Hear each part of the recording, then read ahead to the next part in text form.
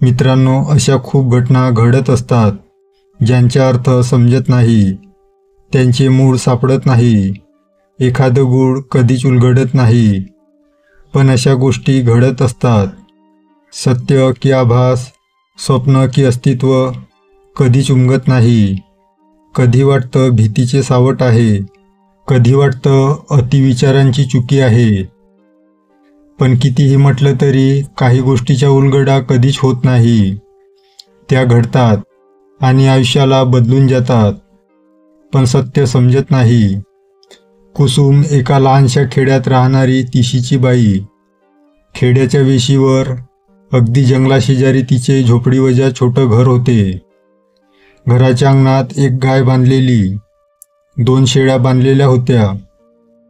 घरात ती आणि तिची आई दोघीच राहत असत. कुसुमचे लग्न झाल्यानंतर एका महिन्यात तिचा नवरा मृत्यू झाला. सासरच्यांनी तिला पांढऱ्या पायाची म्हणून घरातून हाकलून दिले. कुसुमचे बाबा तिच्या लग्नाआधीच मरण पावले होते. आई एकटीच घरात होती. तेव्हापासून दोघी मायलेकी एकत्र राहू लागल्या आणि घर चालवू लागल्या. आई आणि ती लोकांच्या मळ्यात कामाला जात आणि त्यातून घर चालवत होते. गरजेपुरते पैसे मिळवून दोघी मायलेकी आनंदाने राहत होत्या. दोघींचे आयुष्य आनंदात चालले होते. पण कुसुमच्या आईला कधीकधी तिच्याकडे पाहून दुःख व्हायचे. तिच्या मघारी तिचं काय होणार हे तिला कळत नव्हते. असेच दिवस निघून जात होते. एका दिवशी पहाटे कुसुम सकाळी अंगणात कचरा काढत होती. पक्ष्यांचा आवाज आज नेहमीपेक्षा जास्त आहे असे तिला जाणवत होते. तेव्हा अचानक तिच्या अंगणातल्या झाडावर एक मोर येऊन बसला. आज मोर, तो पण घरापाशी. तिला कळेना, आणि तोही न घाबरता. किती वेळ तो तसाच बसून होता. तिचे अंगणही झाडून झाले. तो मोर अंगणात आला आणि ओरडू लागला, जणू काही तिला काहीतरी सांगण्याचा प्रयत्न करत होता. थोड्याच वेळात तो तिच्या अगदी जवळ येऊन थांबला. कुसुमला नवल वाटले आणि तो परत जंगलाच्या दिशेने जाऊ लागला. जाता जाता तो सारखा मागे वळून पाहत ओरडत होता. त्याला पाहून का कोण जाणे त्याच्या मागून जावे असे कुसुमला वाटू लागले आणि त्याच्या मागोमाग चालू लागली. चालता चालता ती जंगलाच्या दुसऱ्या बाजूला जाऊन पोचली होती, जिथे शहरातून कचरा आणून टाकला जात असे. तिथे येऊन तिला जाणवलं पक्ष्यांचा किलबिलाट जास्त आहे. तो मोर तिथे येऊन थांबला आणि मोठ्याने ओरडू लागला. त्याच्या आवाजात एक वेगळाच केविलवाणा स्वर जाणवत होता. काही वेळाने त्या ओरडण्याच्या आवाजात आणि कुठला तरी आवाज एकत्र येऊन तिच्या कानी पडू लागला. तो आवाज कसला आहे हे ती जाणण्याचा प्रयत्न करू लागली. तितक्यात मोराचे ओरडणे बंद झाले आणि त्यातला दुसरा आवाज स्पष्ट ऐकू येऊ लागला. तो आवाज एक लहान मुलांच्या रडण्याचा होता. कुसुम हळूहळू आवाजाच्या दिशेने पावलं टाकू लागली. त्या कचऱ्याच्या ढिगारात एका रक्ताने माखलेल्या कपडात तिला हालचाल दिसली. मनात भीती जाणवत होती. तरीही धीर एकवटून ती त्या हलणाऱ्या कपड्यापर्यंत गेली आणि पाहिले. त्यात एक गोंडस टपोऱ्या डोळ्याची गोरीपान बाळ होते.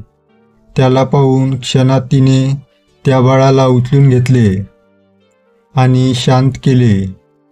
त्या बाळाचं काय करावं हे कुसुमला कळेना. ती बाळाला उचलून घरी घेऊन आली. कुसुमची आई तिची घरी वाट पाहत होती. अचानक कुसुम कुठे गेली हे तिला कळेनासे झाले. तितक्यात तिला जंगलाच्या दिशेने कुसुम येताना दिसली. घरी आल्यावर जेव्हा कुसुमच्या हातातले बाळ बघून त्या स्तब्ध झाल्या. कुसुमने सारी हकीकत सांगितली. दोन्ही मायलेकींना काय करावे कळत नव्हते.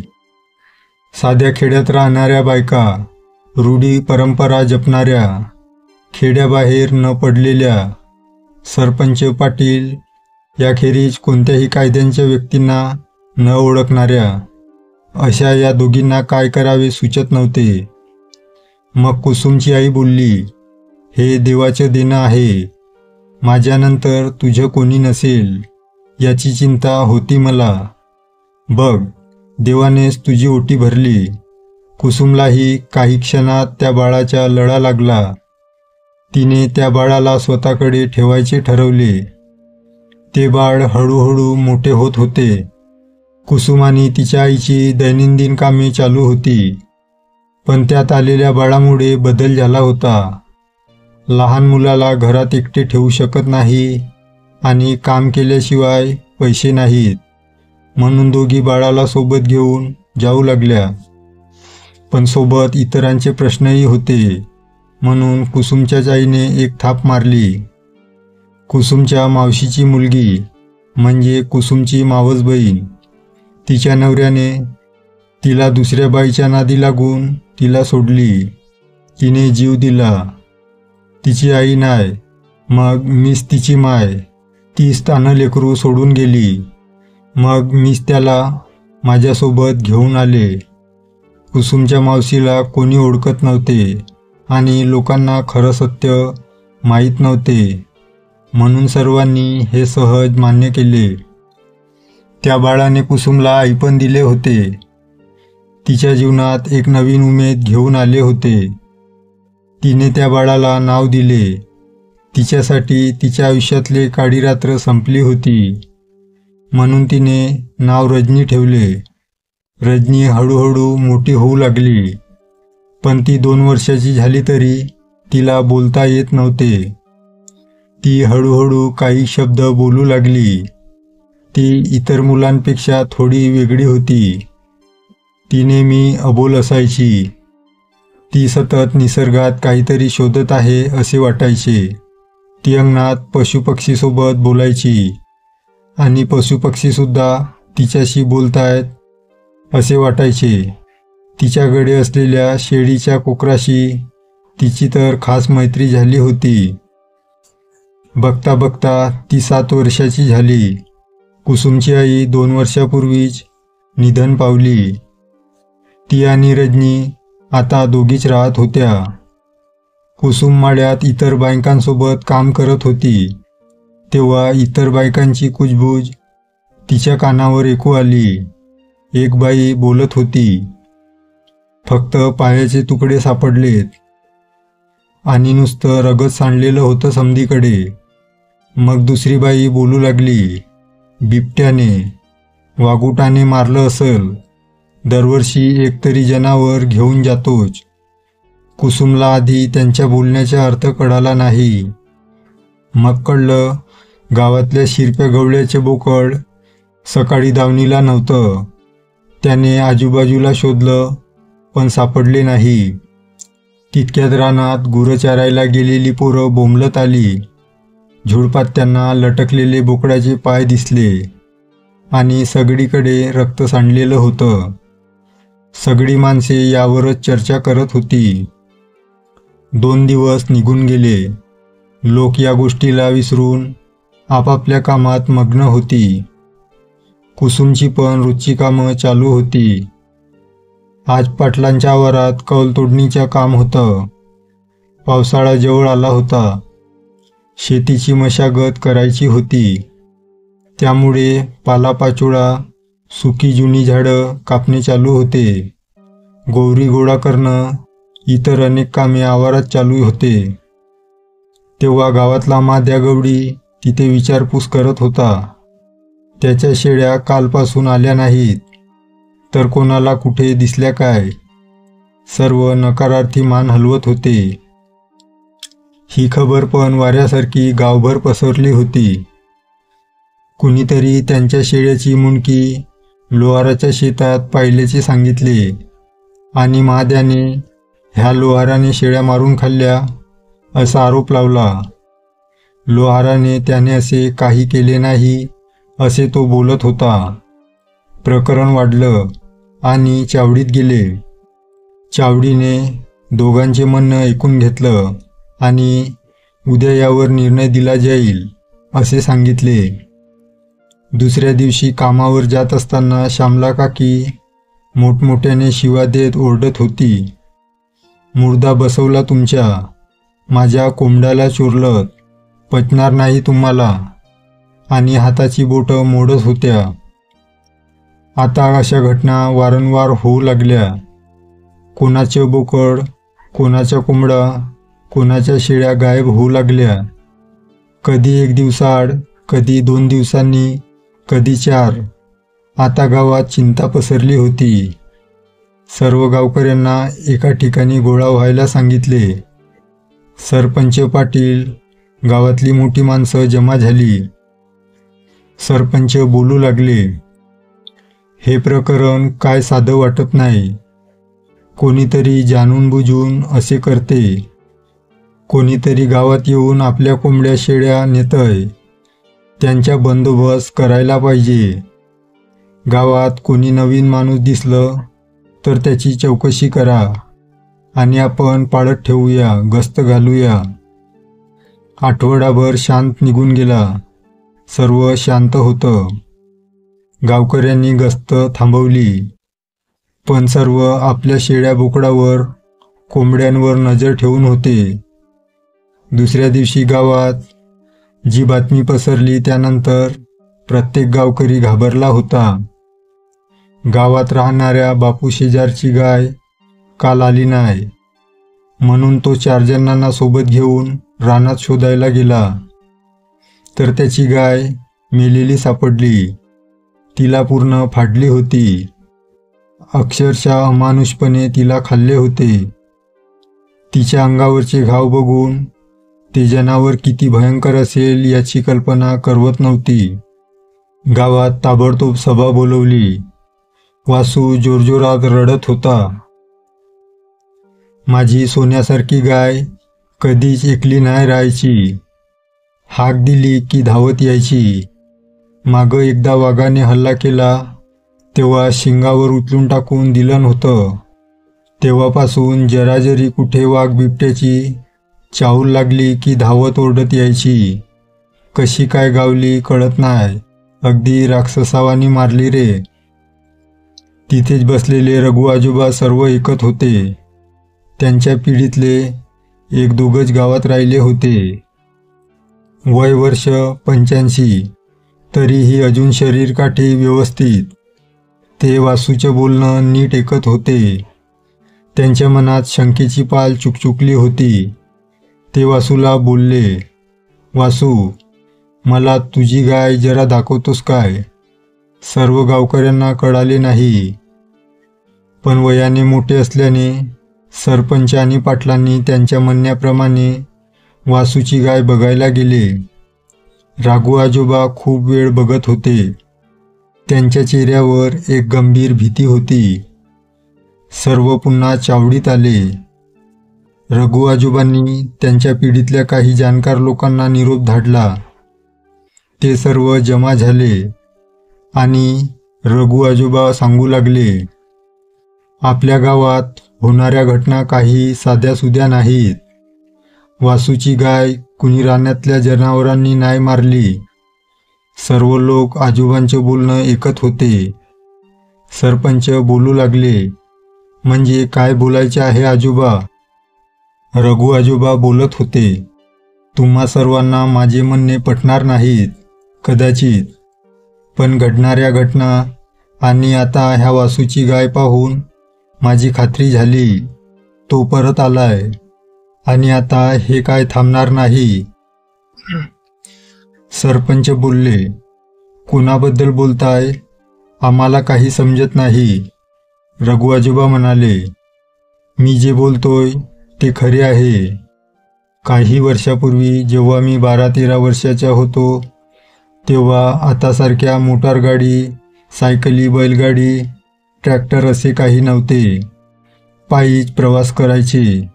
एका गावातून दुसऱ्या गावात जायला आडवळणाच्या लवकर पोहोचणाऱ्या जंगलाच्या रस्त्याने जायचे.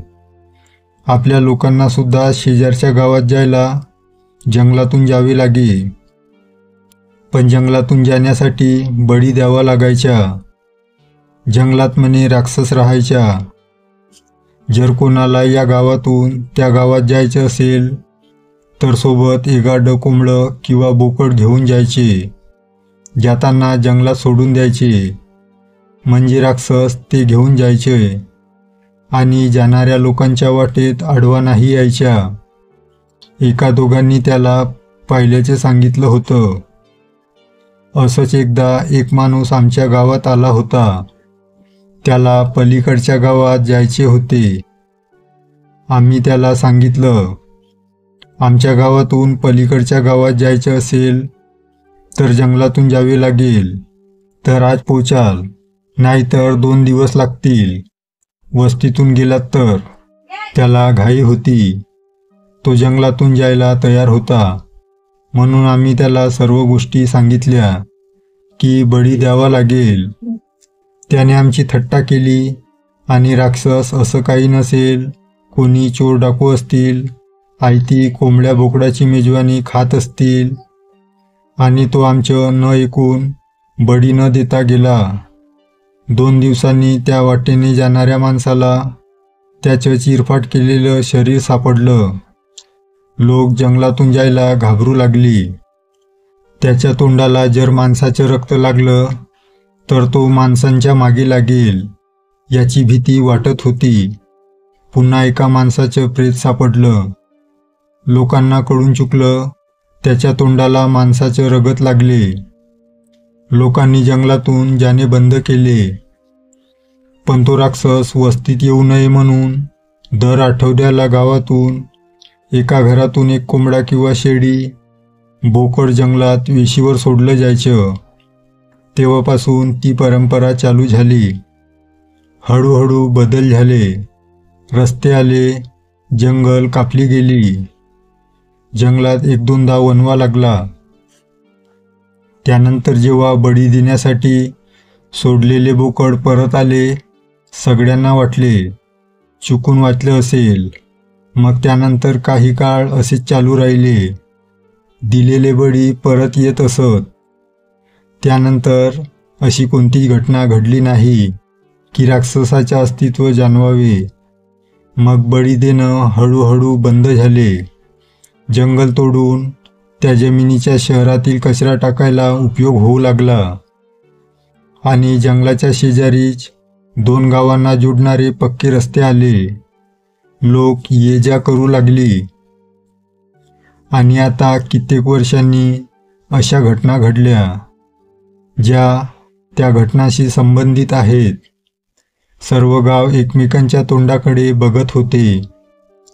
जुन्या लोकांनी याबद्दल आपल्या घरच्यांकडून ऐकलेले होते. गावकऱ्यांना काही कळत नव्हते. रघु आजोबा जे बोलतात तेच खरे असेल, तर गावावर खूप मोठं संकट ओढवले होते. सगळ्यांच्या चेहऱ्यावर फक्त चिंता होती. संध्याकाळ व्हायला आली होती. सर्व गावकरी घरी परतले. सरपंचांनी गावात फतवा काढला. काळोख व्हायच्या आत सर्वांनी आपल्या गायी गुरे बांधून ठेवावी. पाळलेल्या कुत्र्यांना बांधून ठेवू नका. घराचे दरवाजे नीट लावून घ्या आणि उद्या सर्वांनी चावडीवर या. ती रात्र लोकांसाठी काळरात्र होती. सर्वजण जीव मुठीत घेऊन होते. कुसुमला गावकऱ्यांनी गावातच राहायला सांगितलं होतं. ती तिच्या सोबत काम करणाऱ्या बाईसोबत थांबली. तिचा नवरा बाहेरगावी गेला होता कामासाठी. सासू आणि ती एकली घरात होती. त्यामुळे तिने कुसुम आणि रजनीला त्यांच्या घरात थांबवून घेतले. कुसुम घराच्या एका कोपऱ्यात गोधडी टाकून रजनीला घेऊन पौडली. तिच्या मनातही विचारांचे वादळ चालू होते. ती लहान असताना राक्षसाची कहाणी ऐकली होती. तिची आजी सांगायची राक्षसाची कथा. राक्षस विद्रूप असायचे, मायावी होते. त्यांना रूप बदलता यायचे. त्यांच्याकडे वश करण्याची शक्ती असते. अशा खूप गोष्टी तिने फक्त ऐकल्या होत्या. बाबांच्या मृत्यूचे कारणसुद्धा कुठे ना कुठे यात लपले होते. ती 16 वर्षाची असताना तिचे बाबा सरपणासाठी लाकूड गोळा करायला जंगलाच्या शेजारी असलेली जुनी झाडं तोडत होते. तीही त्यांच्यासोबत गेली होती. तेव्हापर्यंत जंगलात बळी देण्याची प्रथा बंद झालेली होती आणि तिच्या पिढीसाठीही आजीबाईची गोष्ट झाली होती. त्यामुळे भीतीचे असे कोणतेच वातावरण नव्हते. तितक्यात जंगलातून एक किंकाळी ऐकू आली. गावात त्या किंकाळीचा आवाज पोहोचला नसेल, कारण रस्त्याचे काम चालू होती. ट्रक ट्रॅक्टर यांच्या आवाजात ती किंकाळी गायब झाली होती. पण कुसुमला आणि तिच्या बाबांना ती स्पष्ट ऐकू गेली होती. कुसुमला बाबांनी तिथेच थांबवलं आणि स्वतः त्या किंकाळीच्या दिशेने गेले. खूप वेळ झाला, बाबा आले नाहीत, म्हणून कुसुम गावकऱ्यांना बोलवायला जाणार तितक्यात तिचे बाबा धावत आले आणि तिचा हात पकडून परत जोरात धावू लागले. गावच्या वेशीवर आल्यावर कुठे ते थांबले. त्यांच्या चेहऱ्यावर भीतीखेरीज काहीच दिसत नव्हते.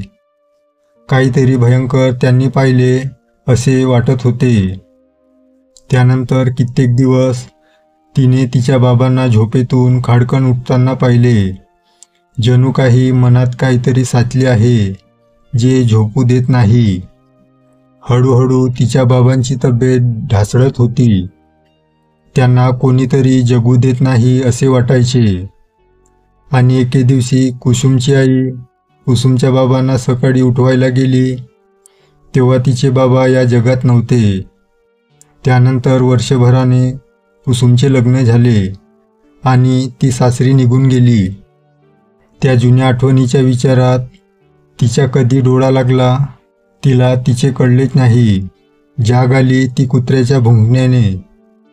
अजून सकाळ झाली नव्हती, पण कुत्री मात्र जोरजोरात ओरडत होती. तिने रजनीला जवळ ओढून घेण्यासाठी हात सरसावले, तर तिच्या लक्षात आले ती जवळ नव्हती. कुसुमच्या मनात धस्स झाले. तितक्यात तिचे लक्ष मिनमिनत्या उजेडात मांजराला गुंजारत बसलेल्या रजनीकडे गेले. तिला हायसे वाटले. एक क्षण तिने रजनीकडे पाहिले. आज पहिल्यांदा तिच्या चेहऱ्यावर काही भाव आहेत असे वाटले. तिच्या चेहऱ्यावरील ते भाव खूप वेगळे जाणवत होते. तिने रजनीला हाक मारली. कुसुम म्हणाली, रजनी, काय करतेस तिकडे? ये इकडे झोपायला. तशी रजनी उठली आणि कुसुमपाशी आली. कुसुमने तिला आपल्या उराशी कवटाळून घेतले. कुसुम म्हणाली, अशी एकली कुठे जाऊ नको. तुझ्या जीवात जीव आहे माझ्या. तुझ्याकडे बघून जगते मी. तुला काय झालं तर माझा जीव बी नाही राहायचा. कुसुमचे डोळे पाणावले होते. कुत्र्याचे भुंकणे चालूच होते. रजनी खिडकीतून बाहेर भुंकणाऱ्या कुत्र्याकडे पाहत होती. कुसुम रजनीला जवळ घेऊन परत झोपी गेली. थोड्या वेळाने कुत्र्याचे भुंकणे परत बंद झाले. सकाळ झाली. एक एक करून सगळे गावकरी घरातून बाहेर आले. सगळ्यांच्या मनात काल रात्री काही घडलं तर नाही याची भीती होती. पण 2-3 तास होऊन गेले, पण अशी कोणतीच बातमी कानी ऐकू आली नाही. सरपंचांनी सांगितल्याप्रमाणे सर्व चावडीवर गोळा झाले. यापुढे काय करायचे कोणाला काही सुचत नव्हते. आजोबांचे म्हणणे जर खरं आहे तर यावर उपाय काय? गावाला या संकटातून कसे तारणार? सरपंच पाटील यांनी रघु आजोबांना विचारलं, काका, यावर इलाज काय? हे सर्व कसे थांबवावे? गावकऱ्यांच्या जीवाला धोका होऊ शकतो. रघु आजोबा बोलू लागले, मला पण काही कळत नाही. या इतक्या वर्षानंतर त्याचे अस्तित्व दिसून येऊ लागले. या संकटातून आता तीच वाचवू शकते. देवी दुर्गेने जसे महिषासुराला मारून लोकांचे भले केले तसे ती आपलेही करेल. गावच्या टेकडीवर देवीचे मंदिर आहे. तिला साकडं घालूया. ती सर्वांची आई आहे. आता तीच मार्ग दाखवेल. सर्वजण देवीला साकडं घालायला टेकडीवर आले. देवीला आपले दुःख सांगितले आणि तिच्याकडे याचना करू लागले.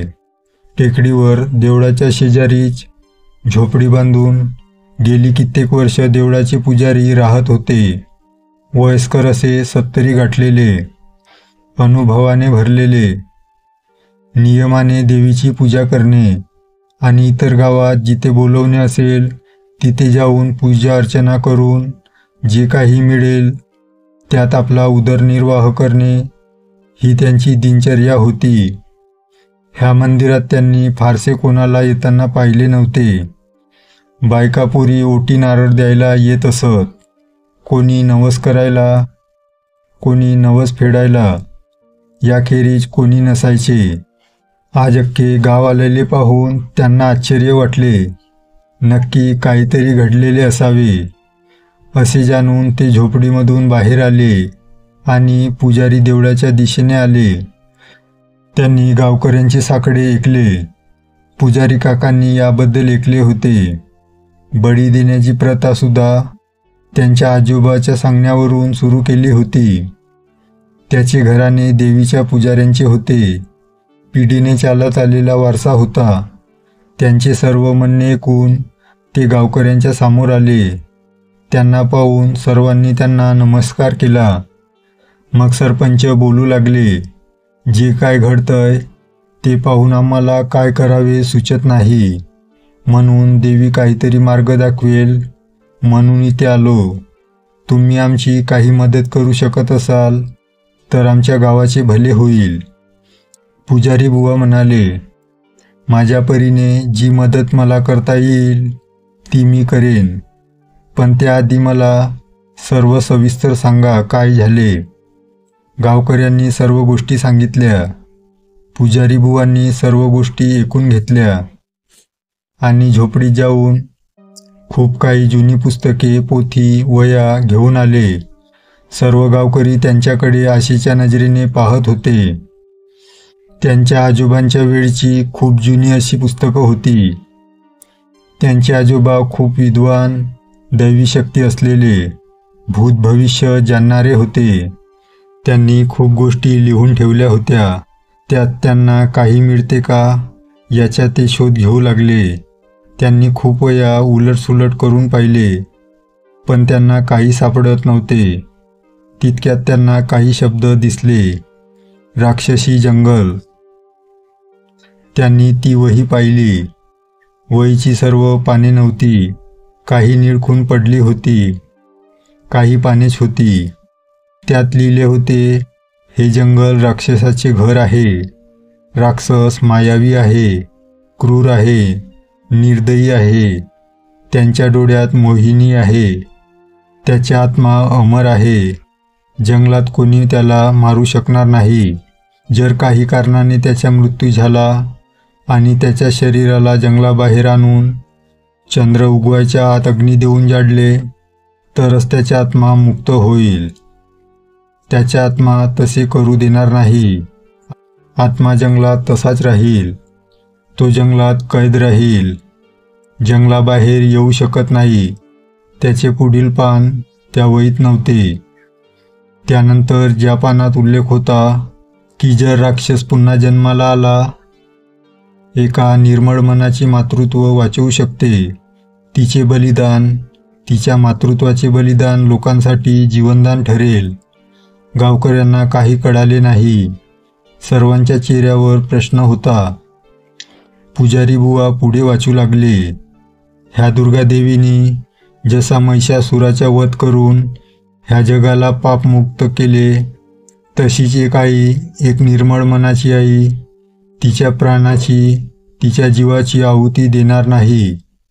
तोपर्यंत हे कालचक्र थांबणार नाही. सर्व गावकरी एकमेकांकडे पाहू लागले. सरपंच बोलू लागले, हे कसे शक्य आहे? कोणी आपला जीव का बरे देईल? हे असे होणे अशक्य आहे. दुसरा काही उपाय असेल तर तो सांगावा. याशिवाय कोणताच उपाय यात उल्लेख केलेला नाही. माणसाचे रक्त राक्षसाच्या तोंडी लागले नाही तोपर्यंत तुम्ही बळी देण्याच्या प्रथा परत सुरू करा. तोपर्यंत मी काही उपाय मिळतो का ते पाहतो. सर्व गावकरी गावात परतले. एव्हाना गावातल्या सर्व घरात ही गोष्ट पोहोचली होती. कुसुमच्या कानावर सुद्धा ही बातमी पडली. गावकऱ्यांना पुन्हा चावडीवर बोलवले गेले. गावात 101 घरे होती. गाव तसा मोठाच होता. गावकऱ्यांनी प्रत्येक घरातून आठवड्याला एक बळी गावच्या वेशीवर सोडायचे ठरवलं आणि सुरुवात आजपासूनच करायची ठरवली. त्याचप्रमाणे 1 महिन्यात कोणाच्या घरातून बळी जाईल ते ठरवले गेले आणि सर्व आपापल्या घरी परतले. कुसुमसुद्धा सोबत काम करण्या बाईचा निरोप घेऊन घरी जायला निघाली. तेव्हा ती काहीतरी शोधत होती. कुसुमने तिला विचारलं, काय झालं? अगं, सकाळपासून दूध ओतून ठेवलंय ताटलीत मांजराला प्यायला, पण सकाळपासून पत्ताच नाही. कुठं गेलंय काय माहीत. कुसुम म्हणाली, असेल कुठेतरी उंदीर घुशी मारत, येईल घरी. असे बोलून ती रजनीला घेऊन घरी जायला निघाली. घरापासून 10 पावले चालल्यानंतर जे तिने पाहिलंय त्याने तिच्या अंगावर काटा आला. ते मांजर तिथे मेलेले पडले होते. पूर्ण फाडून खाल्ले होते आणि त्यावर मुंग्याच मुंग्या होत्या. कुसुमला ते पाहून उमसल्यासारखे झाले आणि तिच्या लक्षात आले, आपल्यासोबत रजनी आहे. तिच्या मनावर काय परिणाम होईल म्हणून तिने पावले उचलायला सुरुवात केली. रजनीच्या चेहऱ्यावर कसलेच भाव नव्हते, काही प्रश्न नव्हते. ती फक्त चालत होती तिच्याबरोबर. आज पहिल्यांदाच कुसुमच्या मनात खूप सारे प्रश्न आणि चिंता जमा झाली होती. दोघी मायलेकी घरी पोहोचल्या. धुणे, भांडी, केर कचरा सर्वच करायचे होते. रजनी खिडकीपाशी जाऊन बाहेर जंगलाकडे पाहू लागली. कुसुम काम करत होती, पण तिच्या मनात वादळ चालू होती. रजनी अवघी 7 वर्षाची होती. या वयातली इतर पोरं हसत खेळत असतात, खूप बोलतात, प्रश्न विचारतात, मस्ती करतात, शाळेत जायला आवडतं, गाणी बोलतात, नाचतात, हिंडतात. पण रजनी त्या मुलांसोबत खेळायची नाही. एकटीच राहायची, ना काही बोलायची ना हसायची. कुसुमला तिची चिंता वाटत होती. ती अशी वेगळी का आहे ते तिला कळत नव्हते. तिच्या आयुष्यातल्या सगळ्या प्रश्नांची उत्तरे अनुत्तरित होती. ठरल्याप्रमाणे गावकऱ्यांनी बळी द्यायला सुरुवात केली. बळी दिल्यापासून गावात कोणती दुसरी घटना घडली नव्हती. दुसरा बळीचा दिवस उजाडला. जंगल आणि गाव या वेशीवर बोकड बांधून ठेवले होते. बळीसाठी बांधलेले बोकड जीवाच्या आकांताने ओरडत होते. कुसुमच्या झोपडीपर्यंत तो आवाज स्पष्ट ऐकू येत होता. तो आवाज मन हेलावून टाकणारा होता. त्याचे ओरडणे असह्य होते. कुसुमने साऱ्या दारं खिडक्या लावून घेतल्या. रजनी खिडकीतून बाहेर आवाजाच्या दिशेने गंभीरपणे पाहत होती. कुसुमने रजनीला हाक मारली, चल झोपायला, आणि ती खिडकी लावून घे. बोकडाचे ओरडणे अजून ऐकू येत होते. काही वेळातच कुसुम झोपी गेली, पण तिची झोपमोड झाली भांड्याच्या आवाजाने. ती उठली. खिडकीतून येणाऱ्या वाऱ्यांमुळे शेजारी ठेवलेला पेला खाली पडला होता. तशी कुसुम खिडकी लावायला उठली. खिडकीतून अजून त्या बोकडाचा केविलवाणा आवाज ऐकू येत होता. तिने खिडकी लावून घेतली आणि परत झोपी जाणार तेव्हा तिच्या लक्षात आले, रजनी तिथे नाही आहे. ती घरात नव्हती. तिने आजूबाजूला पाहिले, पण ती नव्हती. तिचे लक्ष उघड्या दाराकडे गेले. तिच्या मनात आता भीतीखेरीज काहीच नव्हते. ती घराबाहेर आली. रजनी तिथेही नव्हती. बोकडाचा आवाज अजून येतच होता. कुसुमला काय करावे कळत नव्हते. रजनी खिडकीतून बोकडाच्या आवाजाच्या दिशेने पाहत होती. कदाचित ती तिकडे गेली असेल असे तिला वाटत होते. आईचे मन. ती धीर एकवटून ती तिला शोधायला बाहेर पडली आणि आवाजाच्या दिशेने झपाझप पावले टाकत जाऊ लागली. आवाजाच्या अगदी जवळ येऊन पोचली तर आवाज बंद झाला. तिचे मन घाबरले. ती आणखीन वेगाने चालू लागली. तितक्यात तिच्या नजरेसमोर रजनी पडली. रजनी त्या बोकडाला गुंजारत होती. ते बोकडही शांत झाले होते. कुसुम रजनीला हाक देणार तितक्यात तिने जे पाहिले ते पाहून तिच्या पायाखालची जमीनच सरकत आहे असे तिला वाटले.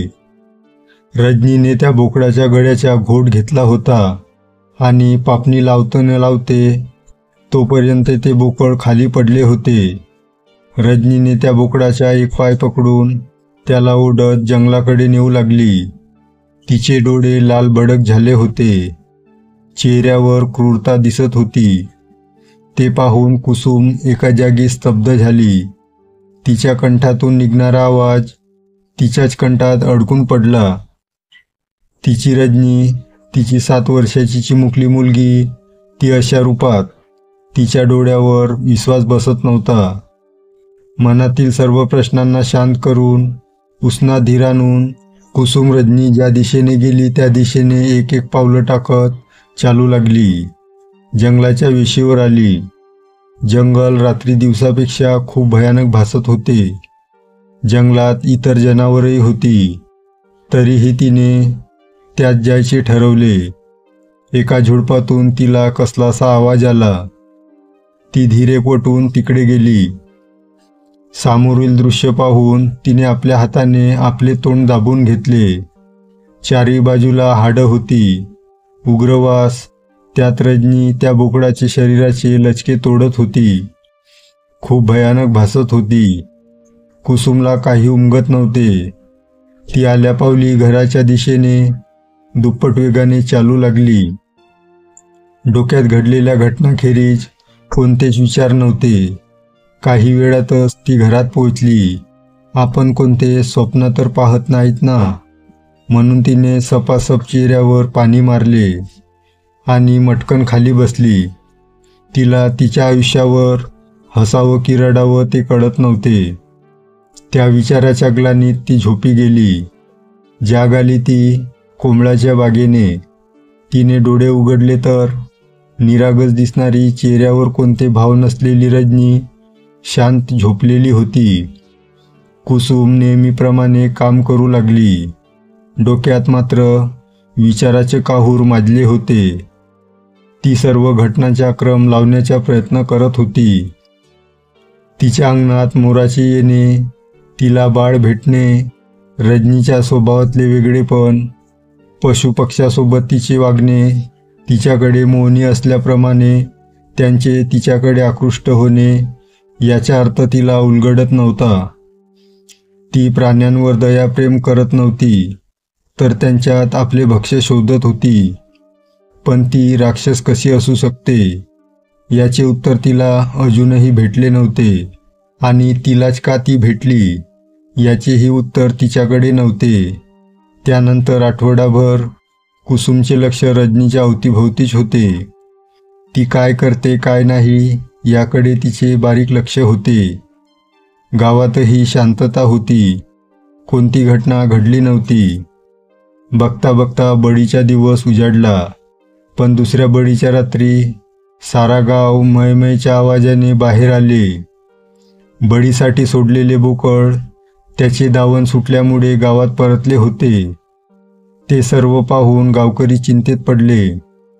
त्या रात्री सर्व गाव चिडीचूप होते. इकडे कुसुमही अस्वस्थ होती.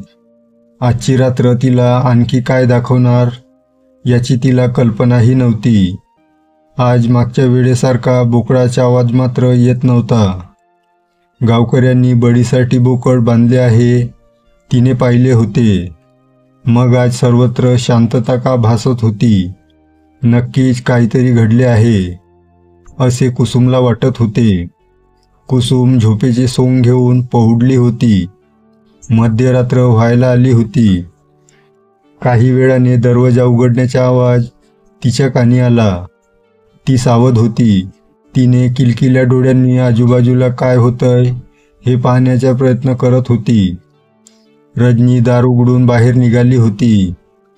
काही वेळाने कुसुमही तिच्या मागोमाग बाहेर पडली. रजनी बळीच्या जागी जाऊन पोहोचली. पण तिथे आज कोणीच नव्हते. कुसुमलाही ते पाहून धक्काच बसला. पुढे काय होणार आहे याची तिला चिंता वाटू लागली. रजनी बिथरल्यासारखी आजूबाजूला शोध घेत होती, पण तिला काही सापडले नाही. आणि काही क्षणात ती सपसप समोरच्या झाडावर चढली आणि आजूबाजूला पाहू लागली. कुसुम झुडपाच्या आडून तिच्यापासून खूप लांब अंतर राखून सर्व पाहत होती. तिला जे घडतंय त्यावर विश्वास ठेवू नये असे वाटत होते, पण ते सत्य होते. रजनी झाडावरून खाली उतरली आणि गावच्या दिशेने चालू लागली. 5-6 मिनिटात गाव होते. तितक्यात कोणाच्या तरी गाणं गुणगुणण्याने सर्व शांतता भंग केली. गावात राहणारा पण कामानिमित्त बाहेरगावी गेलेला, तिच्यासोबत काम करणाऱ्या बाईचा तो नवरा होता. तो गावच्या रस्त्यावरून चालत गावात येत होता. कुसुमप्रमाणे रजनीचे लक्षही त्याच्याकडे गेले. रजनी तिथेच थांबली. थोड्याच वेळात तो माणूस रजनीसमोर आला. तोही तिला पाहून थोडा चमकला. इतक्या रात्री एक लहान मुलगी गावाबाहेर काय करते? त्याने तिला विचारले. तू कोण? तू इतक्या रात्री इथे काय करतेस? रजनीने एक नजर त्या माणसाकडे पाहिले आणि तो माणूस संमोहित झाल्याप्रमाणे तसाच उभा राहिला आणि रजनीसोबत चालू लागला. ती त्याला जंगलाच्या दिशेने नेऊ लागली. जंगलाच्या जवळ येताच तिने त्याला खुणेने खाली वाकायला सांगितले. कुसुमला काय घडतंय ते कळेनासे झाले. रजनीने त्या माणसाच्या दोन्ही हाताने अशा प्रकारे गळा दाबला की दुसऱ्या क्षणी तो माणूस तडफड करत पडला. त्याच्या तोंडातून शब्दही बाहेर पडू शकत नव्हते. मग तिने त्याचे शरीर क्रूरपणे फाडायला सुरुवात केली. मधीच ती शांत झाली, आजूबाजूला पाहिले आणि त्याचे शरीर ती ओढत जंगलात घेऊन जाऊ लागली. कुसुमकडे यापुढे काही पाहण्याची, समजून घेण्याची ताकद नव्हती. ती दुप्पट वेगाने धावत घरात जाऊन पोहोचली आणि अभागी नशिबाला दोष देऊ लागली. तितक्यात समोरच्या खिडकीतून तिला रजनी येताना दिसली. स्वतःला सावरून कुसुमने पुन्हा झोपेचे नाटक केले, पण मनात मात्र भीती आणि डोक्यात विचारांचे काहूर उठला होता. सकाळ झाली. सर्व गावकरी घराच्या बाहेर आले. गावात काल रात्री काय घडले हे जाणून घ्यायला प्रत्येकजण आतुर होता. सर्वांची गुरे, शेळ्या, मेंढ्या, कोंबडी सर्व शाबूत होते. तितक्यात गावातली काही तरणी पोर धावत आली. गावच्या बाहेर जंगलाजवळ त्यांना एक बॅग, काठी आणि छोटा रेडिओ सापडला होता. ते सर्व ती पोरं घेऊन आले आणि रक्तही पडलेलं होते. त्या वस्तू पाहून शारदाबाई जोरजोरात ओरडू लागली. त्या वस्तू तिच्या नवऱ्याच्या होत्या. गावकऱ्यांना कळून चुकलं होतं. काहीतरी विपरीत घडले आहे आणि येणारा काळ त्यांच्यासाठी खूप भयानक असू शकतो. विचारांच्या ग्लानीत झोपलेली कुसुमचे डोळे सूर्याची प्रखर किरणे पडल्याने जागे झाले होते. सकाळ होऊन बराच वेळ झाला होता. डोळे उघडताच तिचे लक्ष शेजारी गेले. रजनी तिथे नव्हती. ती अंगणात पक्ष्याकडे पाहत बसली होती. कुसुमने मनात काहीतरी ठरवले आणि ती तडक उठून सर्व आवरून रजनीला घेऊन गावात जायला निघाली. गावात पोचल्यावर तिच्या बातमी कानावर आली. ज्या बातमीची ती साक्षीदार होती, ती बातमी ती इतरांकडून नाना तऱ्हेने ऐकत होती. शारदाबाईचे दुःख तिच्याशिवाय दुसरे कोणी समजू शकत नव्हते. ऐन उमेदीच्या काळात नवरा गेल्यावर आयुष्य काय होते हे तिला चांगलेच माहीत होते. तिने रजनीला इतर मुलांबरोबर सोडले आणि ती कामावरच्या सोबतिनीला तिच्यावर लक्ष ठेवायला सांगून ती टेकडीवरच्या मंदिराकडे जाऊ लागली. मंदिरात पोचताच ती देवीसमोर हात जोडून रडू लागली. इतके दिवस मनात साठवलेले अश्रू घडाघडा वाहू लागले. एक मुलगी आपल्या आईसमोर जसे मन मोकळे करते तसे ती देवीसमोर बोलू लागली. तेवढ्यात पुजारी बुवा आले. त्यांनी कुसुमला रडताना पाहता तिच्याजवळ आले. पुजारी बुवा, काय झालं पोरी, इतकी काय रडतेस? आलेली वेळ निघून जाईल आणि सर्व ठीक होईल. कुसुम, आता काहीच ठीक होईल असे वाटत नाही. प्रश्नांची उत्तरे सापडत नाहीत. भीती तर इतकी आहे की जगणं अशक्य आहे. पुजारी बुवा, काय झालंय सांगितलेस तर कदाचित मी काहीतरी मदत करू शकेन. कुसुम, आयुष्याचं असं गणित जे सुटत नाहीये, पण आता ते गणित लोकांच्या जीवन मरणाचा प्रश्न बनलाय आणि ते सोडवावं लागणार आहे. उत्तर काढावं लागणार आहे.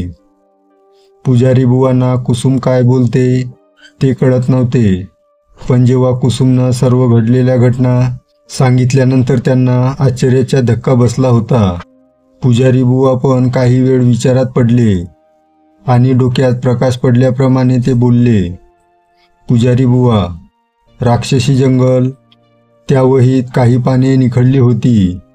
ती सापडली तर कदाचित काही मार्ग मिळेल, उत्तरे सापडतील. त्यांनी सर्व जुनी पुस्तके परत काढली आणि सर्व घराचा शोध घेऊ लागले. कुसुमही त्यांना शोधायला मदत करू लागली. अर्धे घर शोधून झाले तरी काही सापडले नाही. शोधता शोधता कुसुम पायाला ठेच लागून पडली. झोपडीला आधार म्हणून लावलेला बांबूच्या खांबाला धक्का लागला आणि त्या धक्क्यासरशी एक वही खाली पडली. दोघांचेही लक्ष त्या वहीवर गेले. पुजारी बुवांनी ती वही उचलली. ती त्यांच्या आजोबांची होती. त्यांच्या आयुष्यात घडलेल्या घटनांची साक्षीदार होती ती. त्या वहीत राक्षसी जंगल याची निखळलेली पाने होती. पुजारी बुवा ती पाने वाचू लागले.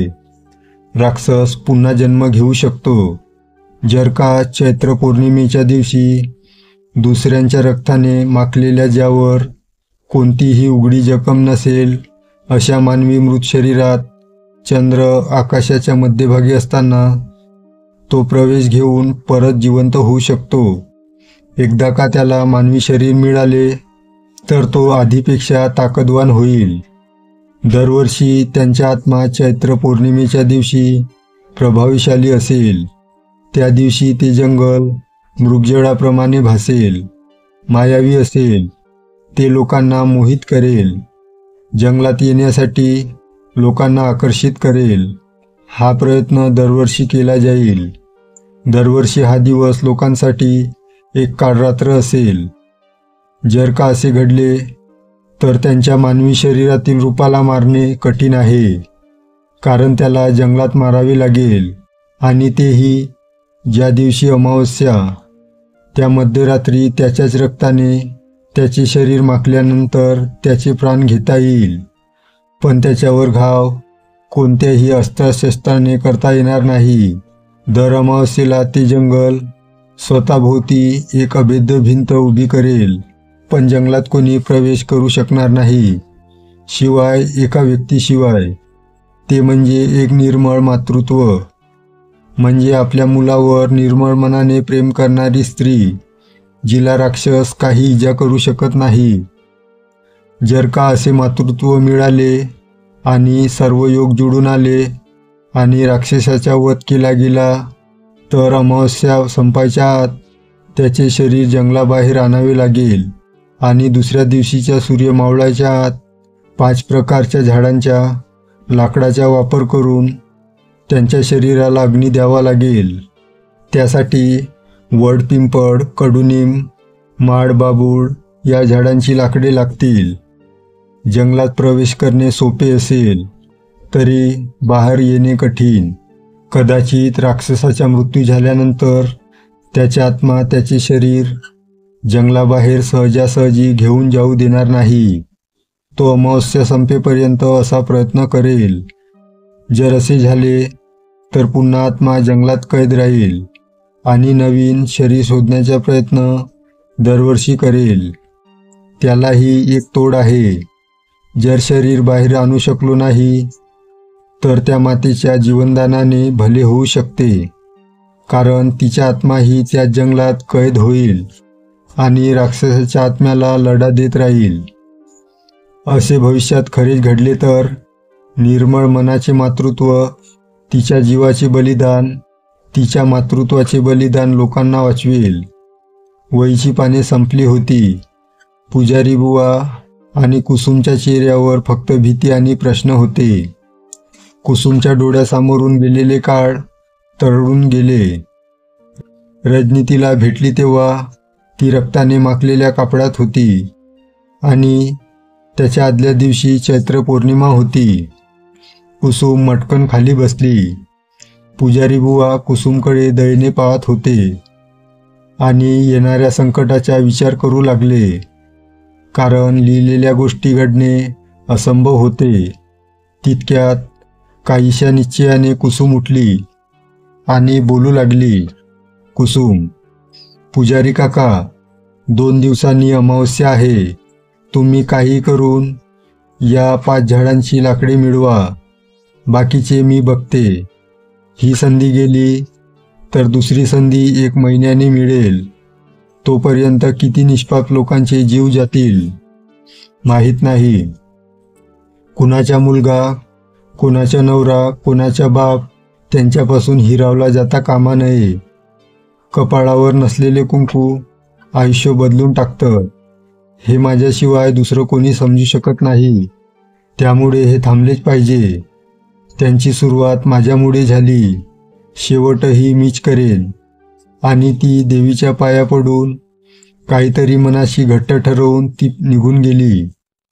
पुजारी बुवा तिच्या पाठमोऱ्या आकृतीकडे किती वेळ बघत राहिले. अंगात एक आग पेटल्याप्रमाणे ती निघाली होती. अमावस्येची रात्र आली होती. पुजारी बुवा टेकडीवर झोपडीतून बाहेर येऊन गावाकडे पाहू लागले. आज तिथे एका स्त्रीच्या लढ्याला आरंभ होणार होता. ते देवळात आले. त्यांनी देवीसमोर ज्योत पेटवली आणि देवीसमोर कुसुमला बळ देण्याची, तिला साथ देण्याची प्रार्थना करू लागले. इकडे कुसुम नेहमीप्रमाणे रजनीला जेवायला हाक मारली. तिने आज स्वतःच्या हाताने तिला जेवू भरवले. मागोमाग जंगलाच्या दिशेने गेली. जंगलात तिला प्रवेश मिळण्यासाठी ती निर्मळ मनाची आई होती का हे देखील तिला माहीत नव्हते. तरीही तिने जंगलात पाऊल टाकले. जंगलाने तिला येऊ दिले. एक अट पूर्ण झाली. मध्यरात्र जवळ येऊ लागली. त्या भयानक जंगलात ती रजनीला शोधू लागली. तितक्यात तिला ती दिसली. रजनी स्वतःच्या चंगाला स्वतःच्या नखाने रक्तबंबाळ करत होती. खरं तर रजनीने आज तिच्या जेवणात शेवग्याच्या शेंगा टाकल्या होत्या. रजनीला शेवग्याच्या शेंग्यापासून त्रास व्हायचा. तिच्या शरीराला खाज सुटत असे आणि तीही इतकी की तिला सहन होत नसे आणि ती आपल्या नखाने स्वतःला ओरबडू लागत असे. ती राक्षस असली तरी मानवी शरीर, ते त्याचेही काही दोष असतात. दुसरी अट पूर्ण झाली होती. तिच्याच रक्ताने ती माखली होती. मध्यरात्र झाली होती. कुसुम धावत रजनीजवळ गेली. कुसुम, तू इथे काय करतेस? किती जखमा केल्यास?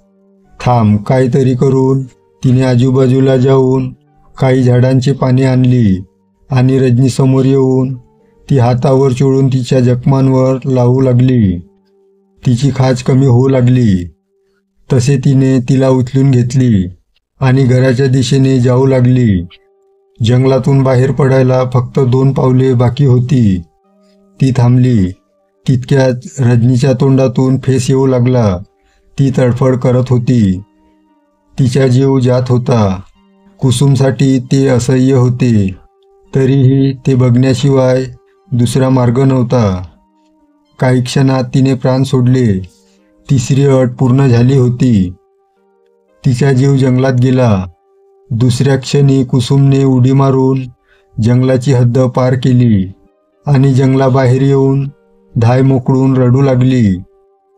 तिने तिच्या जेवणात शेवग्याच्या शेंगाबरोबर विषही मिसळले होते, जे शरीरात गेल्यानंतर 2 ते 3 तासांनी आपला असर दाखवते. आपले अश्रू आवरून तिला उचलून घेऊन घरी पोहोचली आणि मांडीवर घेऊन थोपाटून अंगाई गाऊ लागली. तिची अंगाई बाहेरची शांतता भंग करत होती.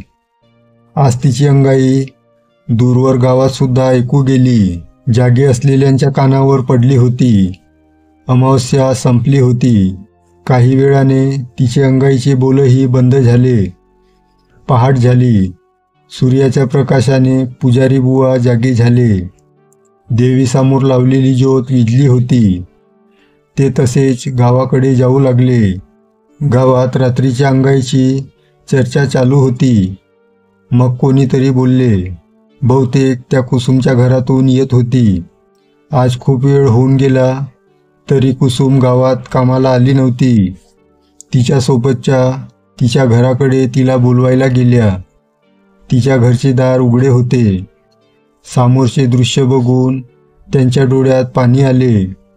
कुसुमने रजनीला मांडीवर घेऊन स्वतःचे प्राण सोडले होते.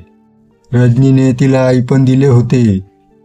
तिच्या सुन्या आयुष्यात जगण्याची उमेद बनून आली होती. पुत्र कुपुत्र असू शकतो, पण माता कुमाता नाही होत. मूल कितीही वाईट असले तरी त्याच्यावर त्याची आई प्रेम करतेच. रजनी तर कुसुमसाठी तिचे आयुष्य होती. तिचा जीव घेतल्यानंतर ती तरी कशी जिवंत राहणार होती. एव्हाना पुजारी बुवा पण गावात पोचले. पोचताच त्यांना सर्व घटना समजली. सर्व गाव हळहळ व्यक्त करत होते.